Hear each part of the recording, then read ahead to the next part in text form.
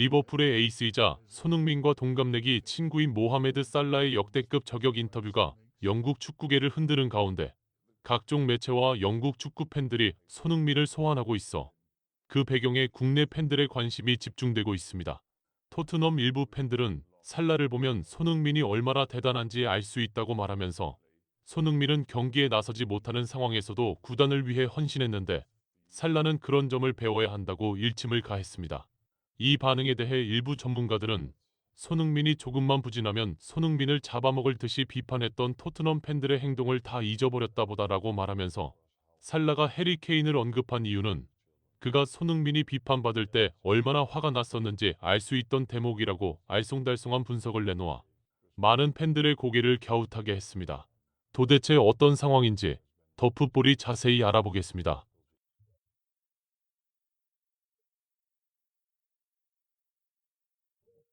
리버풀의 에이스인 모하메드 살라가 3경기 연속으로 벤치에서 선발 라인업에 이름을 올리지 못하자 해리 케인을 향한 역대급 폭탄 발언을 해버려 영국 축구계를 뒤흔들고 있습니다.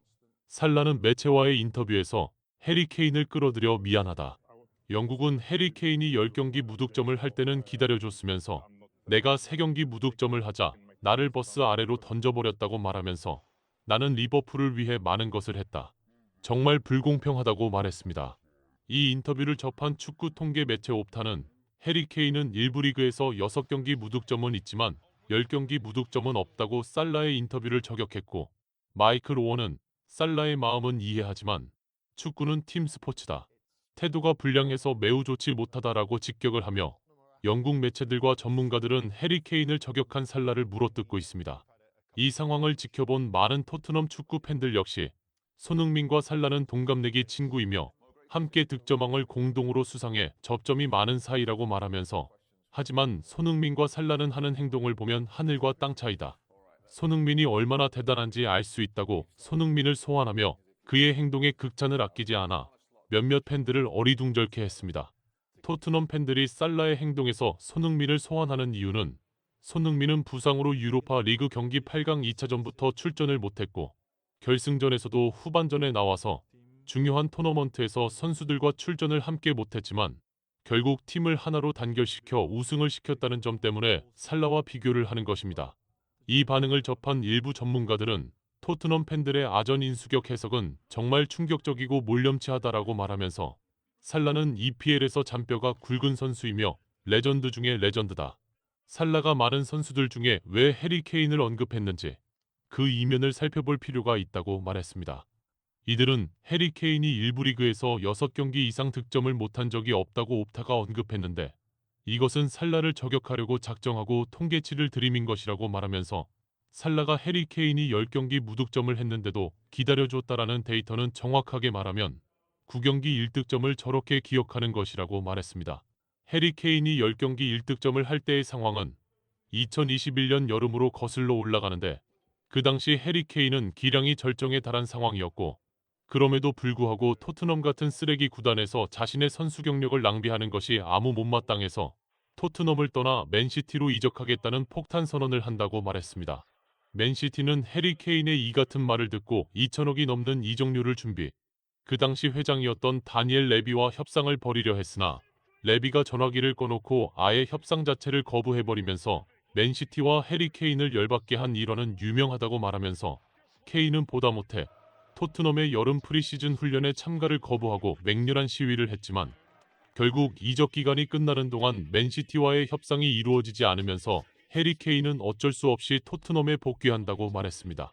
2021-2022 시즌이 시작되고 해리 케인은 역대급 골 침묵을 이어가며 토트넘은 8위까지 내려가 그 당시 감독이었던 누누 산토스가 해임되고 안토니오 콘테가 시즌 중 11월에 전격적으로 부임해 8위 팀인 토트넘을 리그 4위로 끌어올려 챔피언스 리그에 복귀시키는 기적을 만든다고 말하면서 그게 가능했던 것은 바로 손흥민의 존재 때문이라고 말했습니다. 콘테는 원톱인 해리 케인이 프리시즌에 합류해 몸을 만들지 못해 체력적으로 굉장히 문제가 많다는 것을 알고 손흥민을 거의 원톱처럼 사용하면서 모든 전술적 지원을 손흥민에게 집중시킨다고 말하면서 해리 케인을 일부러 미드필더까지 끌어내려 상대 수비를 유인하게 하고 그 빈 공간으로 손흥민의 스피드를 이용 빠르게 후방으로 침투. 케인이 손흥민에게 단번에 찔러주는 역습으로 EPL 강팀들을 무너뜨리기 시작한다고 말했습니다. 콘테가 부임하는 11월 당시에 손흥민은 득점 랭킹 8위 정도를 하고 있어 득점왕과는 거리가 멀어서 언론의 주목을 받지 못했다고 말하면서, 하지만 손흥민은 콘테가 손흥민의 장점을 극대화하면서 전술적으로 지원하기 시작하자 14경기에서 14골을 몰아넣으며 단번에 득점왕 후보에 올라섰고, 마지막 경기였던 노리치전에서 2골을 몰아넣으면서 살라와 공동 득점왕을 하는 기적을 만들어낸다고 설명했습니다. 손흥민은 득점왕을 하면서 보여준 엄청난 결정력 때문에 EPL, 즉 유럽 축구의 주류로부터 탑 클래스의 선수라는 것을 인정을 받는 결정적 계기가 되는데, 그 이후 2022-2023 시즌에는 콘테가 해리 케인을 다시 원톱으로 복귀시키고 손흥민을 사이드에서 해리 케인을 지원하는 역할로 바꿔버리면서 손흥민의 득점이 저조하게 된다고 말했습니다. 거기에 엎친 데 덮친 격으로 손흥민은 스포츠 탈장이라는 부상을 안고 2022-2023 시즌에 임하게 되는데, 시즌이 지난 후 손흥민은 그 당시 탈장을 안고 뛰어서 슈팅을 할 때 밸런스를 제대로 유지할 수 없었고, 힘을 주는 순간 극심한 통증 때문에 제대로 된 슈팅을 할 수 없었다고 말했었다고 말하면서, 이 당시 손흥민은 8경기 무득점을 했고, 이 상황을 본 영국 매체들은 이리 때처럼 달려들어 손흥민을 물어뜯었다고 말했습니다. 하지만 손흥민은 이런 비판에 대해 겸허히 수용하면서 득점왕을 하면서 팬들의 기대치가 올라갔다는 것을 알고 있고, 8경기 무득점은 무조건 내 잘못이라고 말했다고 말하면서, 손흥민은 그 당시 팬들의 지적이 100% 옳고 자신이 더욱 잘해야 한다고 말하며 팬들에게 사과까지 해 이런 태도를 본 수많은 영국 팬들은 손흥민의 인성에 감탄을 하는 계기가 된다고 설명했습니다.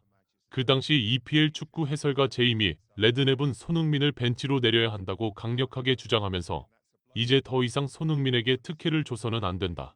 히샬리송을 좌측 윙어로 기용하고 손흥민을 후보로 내려야 한다고 수차례 강조했었다고 말하면서, 콘테는 영국 매체들의 압력을 이기지 못하고 레스터 시티와의 9라운드 경기에서 손흥민을 벤치에 앉힌 후 후반 60분경에 손흥민을 출전시키는데, 손흥민은 이 경기에서 출전한 지 13분에 3골을 몰아넣으면서 자신을 공격했던 영국 언론과 전문가들의 입을 다물게 했다고 말했습니다.